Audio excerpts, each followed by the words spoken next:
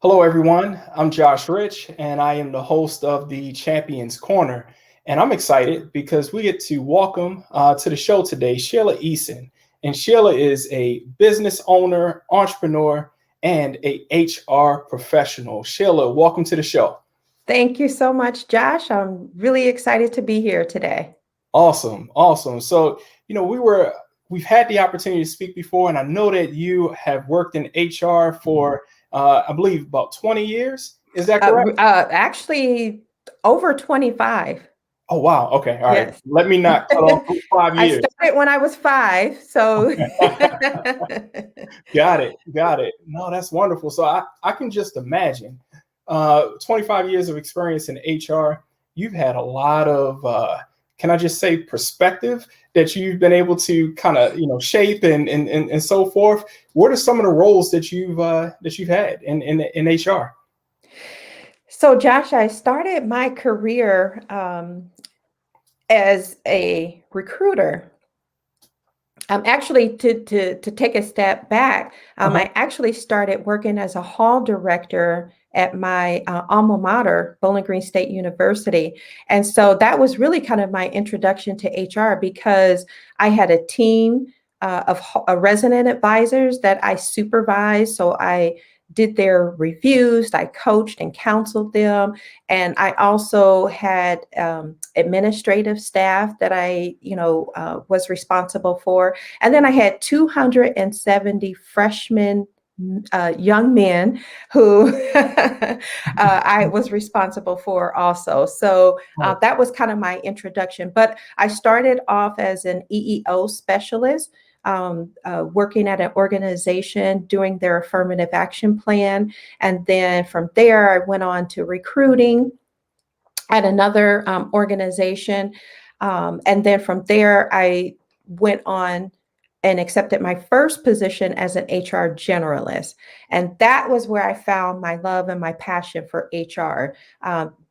Particularly in the area of employee relations. Mhm. I really enjoyed working with the leaders of my organization, helping them, coach them to help them to become more effective at leading their teams. And so I did that. And then from there, I went on to two organizations as a director of HR. And so that has been kind of my journey. From there, then I went on to become an HR consultant where I was on the other side. So all of my experience up to that point was actually working within an organization and being responsible, for the HR function. And then at my last post as a consultant, I was working on the other side of that, helping organizations, training, coaching, uh, doing the whole gamut of HR, but as a consultant versus, a practitioner. Got it. Got it. So there's so much about your story that I'm vibing with, okay? And in terms of your journey there. And the first one, it just really brought back some memories because you talked about being a hall director. So full disclosure, I was not a hall director, all right, but I was a RA, so a resident Yes, assistant. yes. And I was an undergrad, and it was a really great experience for me. And I got to tell you, I never thought of it in the realm of HR until Yeah. you just mentioned that. And I'm like, oh yeah, that's a direct correlation to what it is that we do in the HR world. In It terms absolutely is of, because you're doing all of those things, right? You're managing.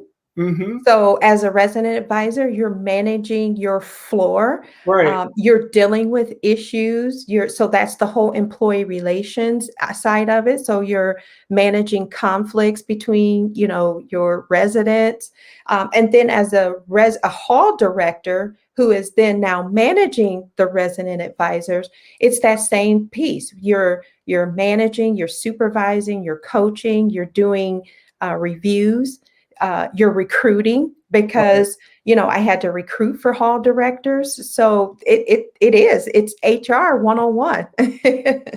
So I'm laughing because if any of the residents or the residents that were in my building on my floor they would probably bring up compliance, right? And doing the room inspections Absolutely. and so forth like that. But wow, that was really a good time, and I think that that's so Yes. important because for many, that's the first time that they're actually away from home, right? Yes. Yes. And now all of those things that you learned at home, okay, including washing clothes, right, Yes. making sure that your room is kept clean, um, and really having those interpersonal skills because you may go from not having any roommates, depending upon what your living situation was like before, Yes. to now having a roommate that has very different how can I put it, ways of keeping their room than what it is Right. that you may have, right? And so how do Yes. you deal with that conflict? So wow, I never really thought about that in the HR sense, but you're exactly correct. Yes. Definitely connection there. And so the next role that I heard you mention was the EEO specialist. Now, for those that don't know what EEO is, do you mind just telling us what that stands for, EEO? Sure. It stands for Equal Opportunity Employer. Hmm. So, for those of you who have ever applied for a job, when you see that job post, most organizations have at the bottom of that job post that we are an EEO employer. Right. And what they're saying is that we don't discriminate against individuals, candidates on the basis of any of the protected classes that we know Right. about, race, age, gender, sexual orientation, gender identity. Now, for those of you who aren't aware, Hmm. the U.S. Supreme Court in 2020 approved gender identity and sexual orientation now as one of the protected classes, one of the federal protected classes. It wasn't when I was an EEO coordinator, but it is now. And Yeah. so I was responsible for maintaining and managing in the company's affirmative action program. So, I had to make sure that we were achieving all of our numbers in terms of um, recruiting and hiring people of color, women, persons with disabilities. So, I was responsible for all of that. And Hmm. then filing our EEO-1 report on an annual basis. Got it. Got So it. that was really my introduction to diversity and inclusion. Wow. Okay. So all of these things are coming together. Yes. So I'm thinking about it, and so there was, if I'm not mistaken, I'm trying to think of the term, but I feel like it was OFCP audit or something like that. Does that sound Yes. familiar Yes. to you? Okay. Yes, Office of Federal Contract Compliance Programs. Okay. It's Got it. All ingrained in right. my mind. Okay. So was Yes, that yes. something else that you had to work with in your role, or?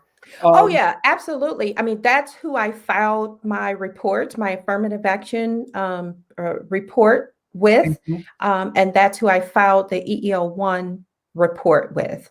Got And it. so, yeah, so I work directly with them on a regular basis. Okay.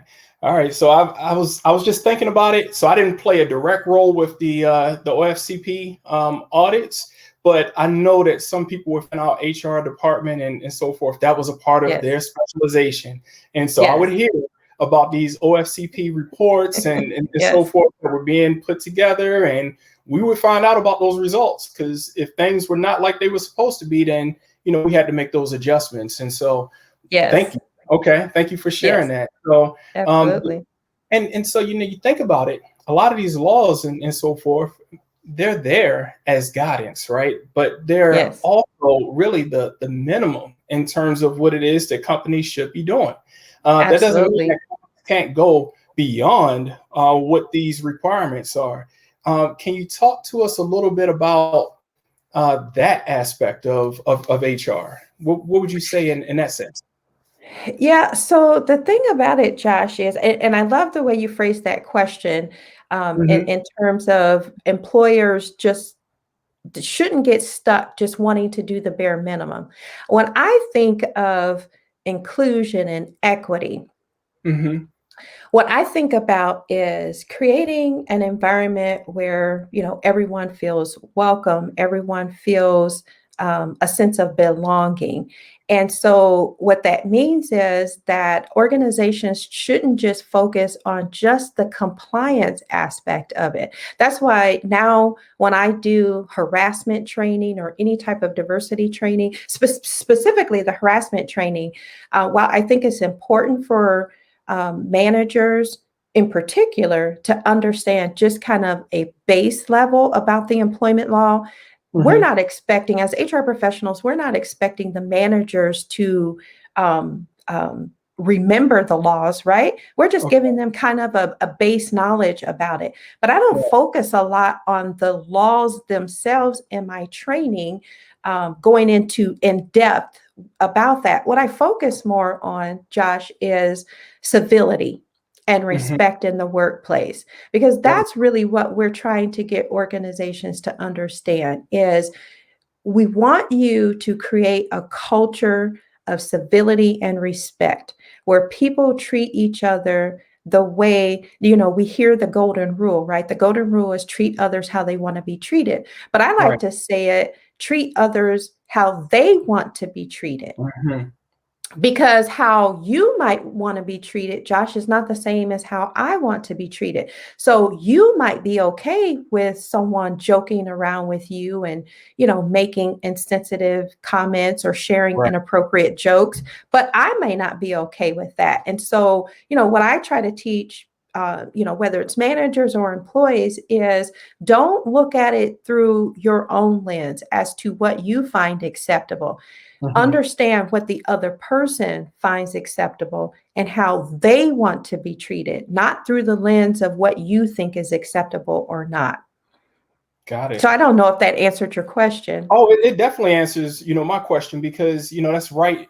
I mean, that's right there in alignment, with certainly how I see things, in that sense. And so, when I created my diversity inclusion program, another seat at the Yes. table, that was one of those aspects, right? Where we talk Yes. about the law, but in addition to talking about the law, it's important to know how do you treat people, right?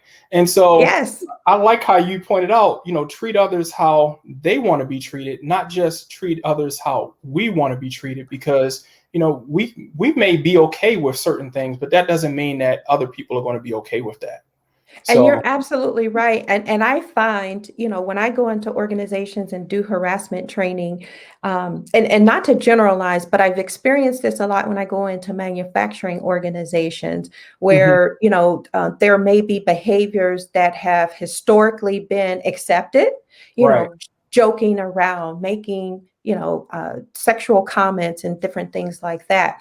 And so sometimes I'm faced with some opposition when I'm in those organizations, because what I hear from people is, oh, no, what you're telling me is I can't tell jokes any longer. no, And yeah, so, yeah, because they're seeing it through their lens of what they find to be acceptable mhm, versus, and one of the questions, or I ask many questions, is when you think about how you are behaving, if you tell a joke, would you want your daughter to be treated that way? Would you okay, want your wife to be treated uh-huh, that way in her organization? So I try to get them to think about, okay, you might be treating your coworker this way, but what if that was your daughter and there was someone else treating her that way at her organization? How would you feel about that?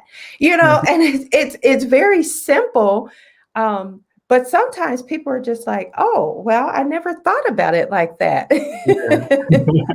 No, absolutely. And so as you were saying that, it reminded me. I remember taking as a part of our HR team, people have to take the sexual harassment training, and we were watching this video on that, and they called it the grandma filter, right? So they showed on the video someone that was saying something that they shouldn't have been saying, right? And then Yeah, they changed it and they put like a grandmother, someone that looked like a yeah, grandmother standing there and so forth. And it's like, okay, would you say that to, your grandmother? If you wouldn't absolutely. say that to your grandmother, then you shouldn't say that to anybody else, right? So Absolutely. respecting those boundaries. And I think Yes, that's so important. Yeah. So yes. All right. So, as we're continuing to go along here, so you talked about being an EEO specialist, then you talked about recruiting, then you went into being a HR generalist, and I heard you say that is when you found a love and passion for HR and employee relations. So, what Yes. was so different about being a generalist from, I guess, those previous roles for you that now you felt like you really found something here career wise? Yeah, you know how, Josh, I'm sure you've heard this before, where when people say that you should find a career that you love doing so much that if you didn't get paid for it, you'd still do it. Now, let's be clear. I want to get paid. Show Yeah. me the money. Okay. But Got it. but what I'm saying is it really, to be quite honest, it Mhm. tapped into some of my passions. I'm really passionate about helping, people to grow and to develop. And so I was able to do that. I was able to help employees who may have been struggling in their roles or struggling with their manager and help them kind of navigate that relationship through coaching them, helping managers and supervisors who may have been struggling in their role. Because I'm sure, as you've experienced in your career, Mhm. that there are times where individuals are very technically competent and so they're promoted, but they're not provided with the support and the development and the training and the resources that they need to learn how to lead. Right. They're pushed into this role, and so they manage the day to day, but they're not leading. Got it. And so that was really, it kind of just tapped into some of my passions and some of the things that I just really enjoy doing. And I think that how I know that I was successful is that I can count in each of my roles the times where, when I was leaving the organization, either a manager or an employee thanked me for helping them in some way. I Right. remember there was an employee who thanked me for helping them because they were on the brink of getting fired. Mm. And, I stepped in and helped kind of navigate that conflict between the employee and her manager, and just really helped to kind of coach them both. And was able to save an employee. And so I think about those successes. Now, I've had some situations, Josh, to be quite honest, where I wasn't able to help the situation for Yeah. various reasons. And sometimes I think of those as losses, but I learned something along the way. But it's in those experiences where I knew that I had found my passion, because I was actually helping people, and all Mm. of the other stuff that comes with being an HR generalist. But those were some of my most valuable times that I had. So you just talked about something here that I don't want us to gloss over, and that is the difference between managing and leading. Yeah, Okay. oh my goodness. Can you take a moment and kind of unpack that, because I think that sometimes people just think that they're the same thing in terms Yes. of managing and leading. And What- they're what- absolutely not. So managing is when you're getting the day to day done, Mhm. where you're more about process and procedure and just getting things done, right? Think of it almost like you have a checklist and I have to get, 10 things done. So a manager focuses on getting those things done. Mhm. A leader, on the other hand, focuses on um, getting people to buy into their vision. Got it. So they're more concerned about people versus process and getting Got it. things done. Mhm.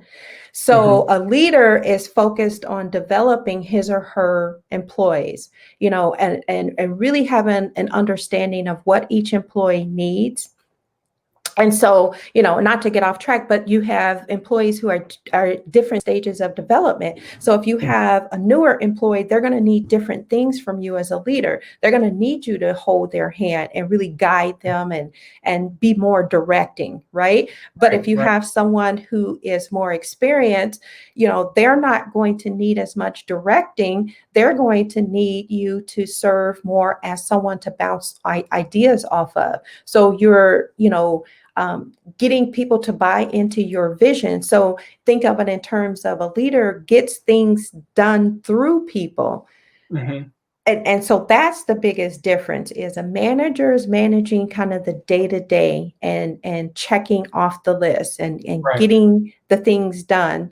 But a leader is more concerned about the people and connecting with the people, and developing the people and coaching, versus just saying, this is your job, you need to get it done. Get done. Okay. Got it. Got it. So, I'm hearing, checklists is really what a manager is doing. They're managing the checklist. And I know my English teacher probably wouldn't be so happy about me defining a manager with managing, but that's not from the point there. But, truly, they're process oriented. Whereas Yes, for a leader, they're going to be more so people oriented in correct. terms of how they are really focused, and they're helping people from go to really move from one stage to the next in their career. And I think that that's so important for those that are in leadership positions, even by Yes, title, right? To be able to focus. absolutely. Yeah. Yeah, because a leader, it's a balancing act, right? Hmm. It's task orientation versus people orientation. Hmm. And because even leaders, you still have to manage the day to day. I mean, you don't get away from managing the day to day, but Right. it's not your sole focus. So you have some leaders who are more task oriented and they're more focused on getting the task done, where you have some leaders who are more people oriented. There has to be a balance of both. Hmm. So you have to have a leader, and there was a study done that leaders who are more task oriented are seen as effective 12% of the time. Leaders who are people oriented or people focused, I think it was 14% of the time. But Mm. leaders who are able to balance both being task and people focused, I think it was 78% of the time were seen as effective leaders. So Wow. there's even that balance in just being focusing on leaders. So you have to still do both, Hmm. and there's that balance. Yeah. No, that's great. That's great. And that puts things into perspective in terms of what it is that we're challenged on, to be able to do as a leader in title. Now, I'm Yes, sure you agree. All of us are leaders in our own regard, right? absolutely. Regardless of your position in an organization, but those that are, especially in positions where they have people that are reporting to them and so forth, you have to strike that balance. And I know that you are a JMTer. Yes, So, understanding, as I've heard John Maxwell talk about, people don't care how much you know until they know how much you care, right? So yes, that should be at the core of what it is that we're doing in our leadership, on yes, a day-to-day basis. So absolutely. with that, something else that I know that we've discussed before, but I think it would be really good for our audience to be able to hear about is, dealing with abrasive leaders. I think this is Oh, something that a yes, lot of people don't like to, really talk about, because it's one of those areas. Everybody's like, oh my goodness, well, we have great people that work here, and you do, but at the same time, even great people need to have a checkup, right? In terms of their absolutely. leadership style, looking at how they can better connect with their teams and so forth. So for someone that's listening right now and they say, you know what, I have somebody, or I have some persons in my organization, and they need some assistance because they're kind of running people off based Yes. off of their leadership, style. Can you talk to us a little bit more about that, dealing with abrasive leaders and so forth? Yes, yes, absolutely. So, as you know, Josh, I have my coaching certification through the John Maxwell Institute, but I'm currently going through a certification it's a very specialized certification for coaching abrasive leaders. Okay. And most organizations have them. And what happens, Josh, is oftentimes in organizations, the individuals who are abrasive are what organizations would define as valued members of the team. They, whether it's they contribute to the bottom line, or, they're very technically savvy, or, something that the organization says believes that this is a person that we can't afford to lose. So they tolerate and put up with certain behaviors. And that leader, and again, as you said, a leader is not just defined by title. You can have the front area receptionist who is a leader, because that's the person that most people come in contact with first. So that individual is also a leader. But organizations tolerate these behaviors oftentimes because they don't know what to do. Maybe they've tried to coach these individuals, or maybe, their manager has tried to coach them to no avail. And oftentimes they engage in behaviors that they themselves are not necessarily aware that are causing harm to people around them. So some examples are yelling. They yell at people, or they demean their employees in meetings, or they correct their team members in front of, everyone else. Yeah. Okay. Yeah. And, there are a lot of different behaviors that are exhibited. And in their minds, they're doing it because they need to get things done. Right. So they, are charged with meeting their goals and objectives. And so, if they see someone who they perceive to be incompetent, or not working as hard as they believe that they should be, then they tend to kind of default to some of these behaviors, yelling at them, demeaning them, and those types of things. So when we talk about abrasive leaders in organizations, what I'm learning through my certification is that you have to help them through coaching. And the first step of that, Josh, is making them aware of the damage that they're causing. Right. And that's done through kind of, if you think of it in terms of like 360 interviews, where the people who they interact with on a regular basis, it could be a peer, it could be a boss, it could be one of their direct reports, and you get feedback from those individuals. What are the specific behaviors that this person is engaging in? And then and I'm kind of skipping quickly through the whole process, but then you present that information to that leader. And I was working with a leader recently where we went through that process, and I collected the data, the perceptions that people had of this leader, and presented it to that individual, and they were astounded. Wow. They were astounded and said, I didn't know that people perceive me this way. And so, that's the first part. And then you just kind of work with them to really unpeel that onion and go into real detail. And sometimes this is a gut punch to them as to, why do you think people perceive you this way? What behaviors are you engaging in? And so you just kind of work with them through that whole coaching process. And it's enlightening for them. It can be painful to discover that you are really causing harm and damage to the people around you, but it can also be liberating once you realize that that's what you're doing, and then you're on the road to changing that behavior. There we go. And so as you were speaking about that, it sounds like the 360-degree review or feedback process, because you have those that they report to their coworkers that are on the same level as them, and then those that may report into them. And when they're able to get that feedback from each one of those levels, now it paints a different picture. Okay. Yes. How are you perceived in each one of these situations? Are you the same, or are you different depending upon the title that you're dealing with? And I think that's that's valuable. Even It if, is. yeah. Because if you, if you think of it like this, Josh, it's different when you say to someone, well, I'm getting feedback that you're being harsh or your tone Hmm. is harsh. It's different for someone to hear that because, okay, people are saying my tone is harsh, right?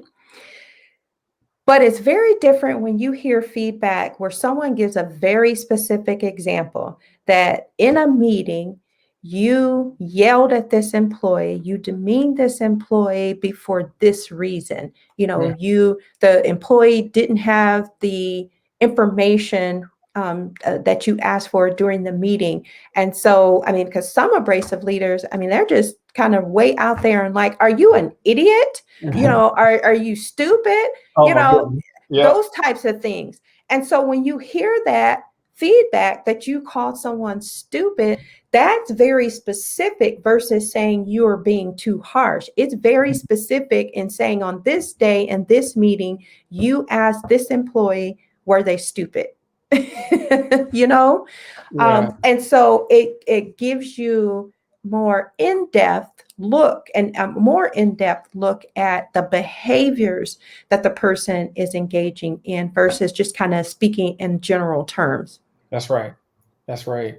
Yeah, and I think that we always have to take stock. We got to look in the mirror, right? In terms of Absolutely. what role are we playing, in this situation, and if we're doing that, then we can kind of proactively make adjustments if there are issues that need to be made. And let's face it, none of us are perfect.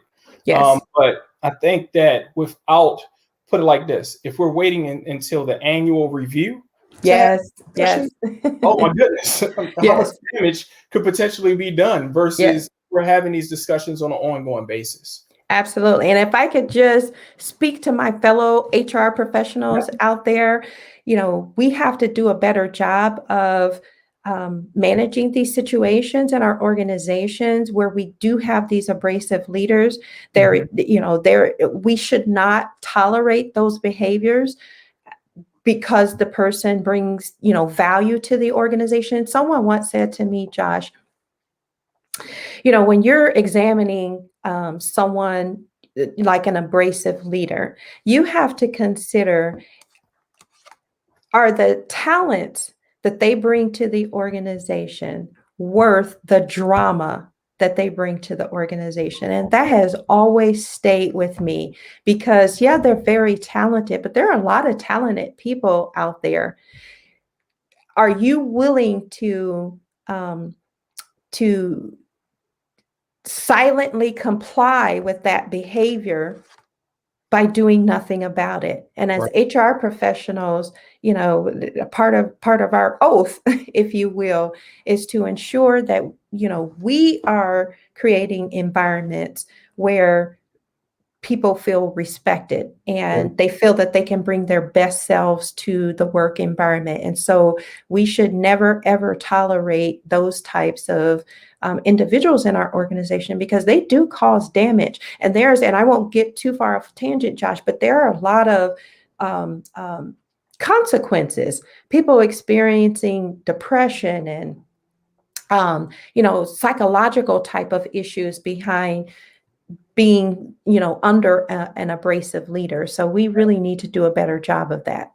This is so important. What it is that you're highlighting and discussing, and I just love the fact that you are going through this coaching process to be able to help organizations deal with abrasive leaders. I just remembered a story that I heard where organization, they hired a consultant to come in and figure out what's going on. Okay, because they were losing money, they weren't as profitable. And so the consultant comes back to the CEO of the company and says, "Hey, I found a problem." Right. And the CEO says, "Okay, great. I'm glad you found the problem. What should we do?" And he says, "Well, you need to move on from him." And he says, "Well, he's been here for 20 years. He's done a lot of great stuff. He's going to retire, next year." And he said, No, you're putting off the issue because you're going to wait until this person retires. But look how many people have already left your organization because Yes. you haven't dealt with this instance, right? Yes. And so, for employees, when they're aware and people talk, right? Yes. You know Yes. what this is going on now and in the workplace. And so that same consultant, he said, look, people listen to what it is that you say, as he was speaking to the CEO, but they study what it is that you do. Right. Yes. So Yes. they listen to what you say and they study what it is that you do. So you can say, oh, well, yes, we have a workplace to where everyone is welcomed and all those good things. You got those posters up on the walls, right? But if you're not truly living it, if you're not Yes. holding people accountable for, doing things that are not in line with your organizational values, then you're going to have issues with turnover. You're going to have Mm-hmm. issues where people feel like they're working in a quote unquote hostile work environment, or they feel like they're dealing with workplace bullies and so forth. And that's not a title that anybody wants to have associated with their company. But how do we combat it? By dealing with it as you're pointing out right now. So kudos to you. And I think Thank you. that's great. Now, something else I wanted to touch on in our interview is that you started, if I understood correctly, you started a business in the midst of a pandemic. Okay, I so did. talk to us a little bit about one, your business that you started, but also talk about what that was like starting a business in the midst of a pandemic. Yes. So the first or the second question that you ask, I'll address first. It was Mhm. scary. It was scary to do that in the middle of a pandemic because I literally quit my job. I mean, I gave them sufficient notice, Mhm. but I quit my job and decided that I was going to pour my heart and soul into this business. But as you know, your friend and mentor, and as well, I consider a mentor, even Mhm. though I've never personally spoken to him, Paul Mhm. Martinelli, Mhm. um, says, do it afraid. Mm. And to be quite honest with you, Josh, I had his voice and those words in my mind as I Wow. was making the decision to leave my secure place of employment Okay. and start my business. I kept hearing Paul say, "Do it afraid," and I just decided to do that because the pandemic, quite honestly, kind of hastened that because my husband and I we have a son who will be a senior in high school next year, but then we also have a second grade daughter. Got it. So I've been homeschooling her, and so part of that kind of decision was made because I'm homeschooling. But I just decided it was time to launch out on my own. I felt like every position and every step that I had taken up to this point was leading me to this. And I Okay. knew that it was part of my strategy and plan. But leave it up to me, I probably would have waited another couple years. I would have found a reason why now was not the right time. And I Mhm. just said, I'm just going to do it. So, anyways, my business is called Elevate People Solutions, LLC. And my mission is to do exactly what the title says, is to elevate people Got it. and elevate them either personally or professionally in their lives. And so Elevate People Solutions is a coaching and professional development consultancy. And what we do is we help leaders who are on a quest for continual learning and development enhance their overall effectiveness. And we focus on helping them to go from being good to great by developing or delivering rather high quality development experiences through training, workshops, and seminars. And our coaching programs and assessments help leaders develop their core leadership skills, such as things that we've been talking about: communication and confidence, empathy, self-awareness. And then we also provide them with the tools they need to produce positive changes in their behavior. And that is really, really extremely important to me because as we've been talking about, Josh, my journey has brought me to this point, and I've Mhm. been in different organizations. So I've been on the side of coaching leaders to who were abrasive, but I've also been on the other side of being under leaders who were abrasive. Right. And so I have that perspective also. And so it's really my passion to help leaders to learn how to lead more effectively, and to help them to make adjustments in their behavior, not only for their own benefit, but for the benefit of those who they lead as well. And so with my training, I do training, leadership training, HR training, compliance training, diversity and inclusion training. And I also have another seat at the table All right. as one of the tools in my toolbox. And so yeah, so that's what I do. That's what I focus on.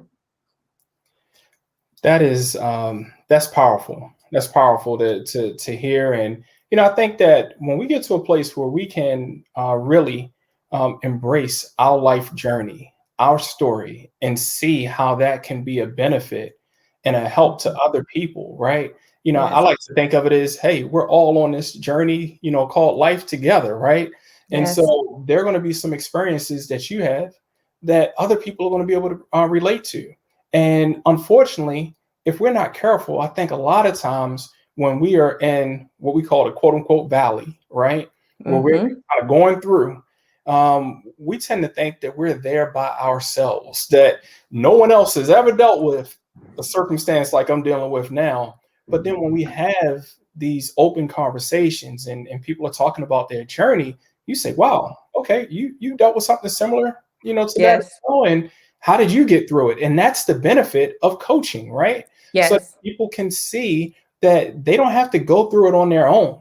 They can potentially, cut down on some of that learning curve by hearing from those that have gone through it, have reflected upon it, and now they're sharing that with other people so that they can, have success as well in those particular areas of their life. So I really, just love that name, Elevate People yes, Solutions. And I think that is so important, in terms of our leadership, and I'll throw this word out there, being servant leaders is yes. well, too. So with that, I know we are coming to a close on this conversation, but Sheila, for people that want to get in contact with you, how can they connect?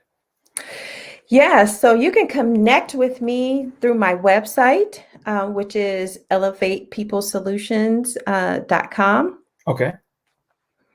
And then also you can email me directly at Season, which is my first initial last name, Hmm. S. Eason, Season at elevatepeoplesolutions.com. And I'm sorry, my website is .org. So elevatepeoplesolutions.org, and my email address is season at elevatepeoplesolutions.com. Got it. Got it. Okay. And so the very last thing, I'm gonna give you the last word here. So for someone that's listening, okay, and they say, wow, I really connect with what it is that Sheila has talked about today. And they're dealing with something difficult, at work. Maybe they are an HR professional and they're like, oh my goodness, how do I navigate this particular situation? What would you say to them, because they are feeling the weight of trying to help an employee, trying to help their employer? How do they navigate that and really come out of it in a situation where everybody can feel like they're having a win-win? What would you say? Yes. So I think the biggest thing, Josh, is realizing that we can't do it alone, and that any level of success that we have in our lives, if we really are honest with ourselves, came about because we had other people walking along that journey with us. And so I would suggest that they reach out to someone, connect with someone, a trusted advisor, a mentor, someone that they can just kind of bounce things off of, someone that will be encouraging to them. I would suggest, particularly if it's an HR professional, that you get involved in your local HR associations. Hmm. I'm sure there is a SHRM chapter in your area. So Right. connecting on that level, because that's another opportunity to network with other HR professionals. Um, Maybe even yourself getting a coach, quite honestly, Mhm. because, again, that individual is going to help you see your strengths and your weaknesses, and help you to establish a plan of action that will help you to develop. And so I think that those are the main things I would suggest, Josh, is just not trying to do it alone, not Mhm. feeling like you are on this island by yourself and there's no one to help you, reaching out for help, and not being afraid to do so. I still have mentors to this day. And I myself, as a coach, have a coach. And so, just really connecting with people. Again, making sure that you have people that you can turn to, that you can confide in, ask questions to, and that you really have a support network around you. All right. I think that's gold. So thank you for sharing it. And Sheila, it's been a extreme pleasure having this Thank conversation you. with you today. Wishing you much continued success and looking forward to another conversation with you here in the near future. Okay. Yes, and thank you, Josh. I know this is your Saturday, so I appreciate you giving up your time. And please tell your lovely wife, Kim, thank you. She has just been such a help to me, and helping me, kind of navigate and Awesome. get connected. So tell her I said thank you. Certainly. I certainly will. All right. Well, talk to you soon. And thank you so much, Sheila. Have a great one. Thank you. You too. Okay. All right. Okay.